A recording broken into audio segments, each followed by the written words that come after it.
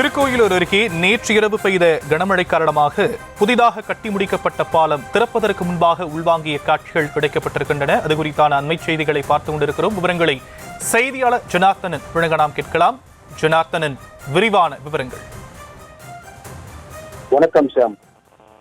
கள்ளக்குறிச்சி மாவட்டம் திருக்கோயிலூர் அருகே நேற்று இரவு பெய்த கனமழையால் புதிதாக கட்டி முடிக்கப்பட்டு திறப்பதற்குள் உயர்மட்ட மேம்பாலத்தின் இணைப்பு பகுதி உள்வாங்கியதால் அதிர்ச்சி ஏற்பட்டுள்ளது.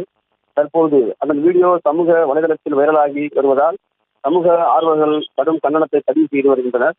அதாவது கள்ளக்குறிச்சி மாவட்டம் திருக்கோயிலூர் அருகே உள்ள ஆலூர் மொகலாறு இடையே நெடிலம் ஆற்றின் குறுக்கே சுமார் 12 கோடி மதிப்பீட்டில் உயர்மட்ட மேம்பாலம் கட்டி முடிக்கப்பட்டுள்ளது. மேம்பாலத்தை திறப்பதற்குள் அதுக்குள்ளான பணிகள் நடைபெற்று வரும் நிலையில் நேற்று பெய்த கனமழையால் திடீரென ஒரு பகுதி பெரிய அளவில் உள்வாங்கியதால் தரமற்ற முறையில் மேம்பாலம் கட்டப்பட்டுள்ளதாக சமூக ஆர்வலர்கள் கடும் கண்டனம் தெரிவித்து வருகின்றனர். இதுகுறித்து உரிய நடவடிக்கை எடுக்க வேண்டும் எனவும் தரமான முறையில் பாலத்தை சீரமைத்த பிறகு பாலத்தை திறக்க வேண்டும் எனவும் அவர்கள் தரப்பில் கோரிக்கை எழுந்துள்ளது. விவரங்களுக்கு நன்றி ஜனார்த்தனன்.